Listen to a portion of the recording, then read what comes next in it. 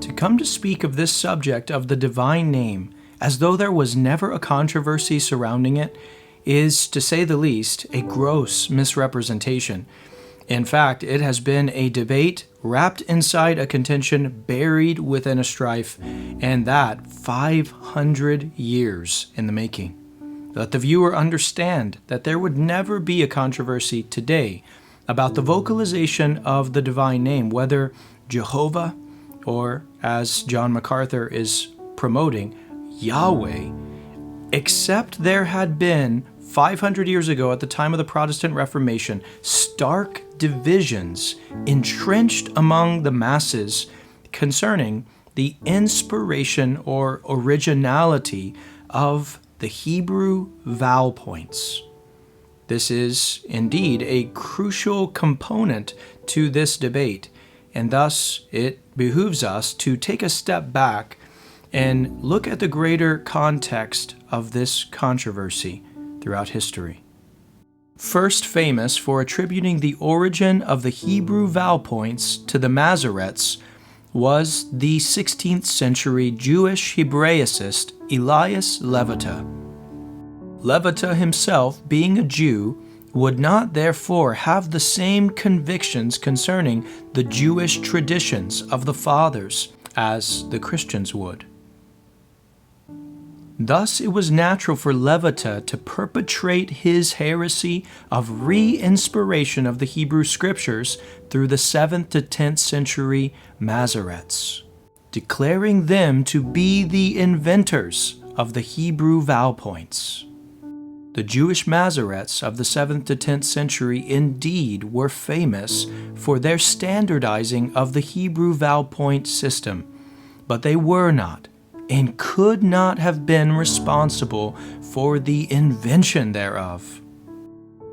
Levita's theory played right into the hands of the Roman Catholic Church and their counter-Reformation agenda of the 16th century, for it was sola scriptura which was the heart of the Reformation. And, in accordance with Levita, the Latin Vulgate antedated the Masoretic edition, thus leveraging its antiquity for authority.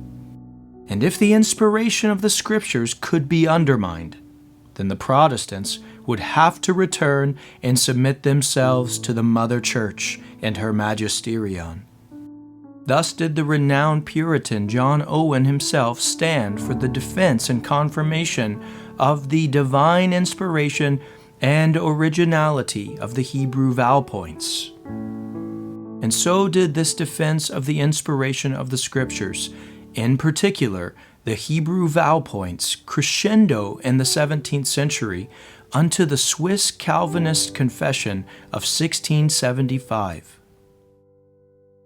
But in particular, the Hebrew original of the Old Testament, which we have received and to this day do retain as handed down by the Hebrew Church, who had been given the oracles of God, is not only in its consonants, but in its vowels, either the vowel points themselves, or at least the power of the points, not only in its matter, but in its words, inspired by God. It thus forms, together with the original of the New Testament, the sole and complete rule of our faith and practice, and to its standard, as to a Lydian stone, all extant versions, Eastern or Western, ought to be applied, and wherever they differ, be conformed.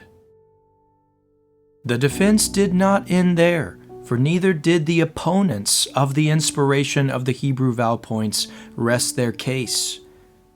In the 18th century, notable Puritans such as Peter Whitfield and the famous predecessor of Charles Spurgeon, John Gill, stood forth making worthy defense for the inspiration of the Hebrew vowel points.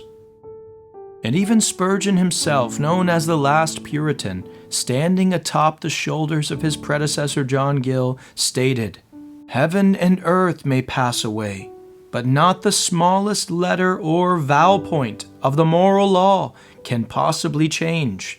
In spirit, the law is eternal."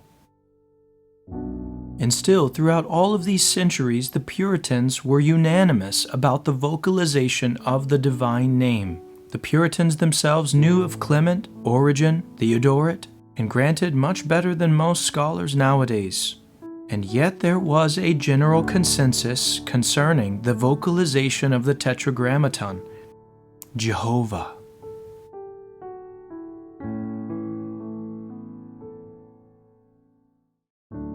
So then how did the filthy dream of Wilhelm Gesenius gain traction in the 19th century? In the vacuum of higher criticism, Wilhelm's theories surrounding the divine name found favor. This liberal departure from the fundamentals of the faith, which Spurgeon died fighting against, was the necessary context for the name of God to be changed. If the integrity of verbal plenary inspiration could be undermined by the denial of the originality of the Hebrew vowel points, and the universalist view of Semitic religions could be granted, and the obnoxious traditions of the Jews and their fables could be venerated, then the stage was set for the stripping of the very name of God Himself out of His people's mouths.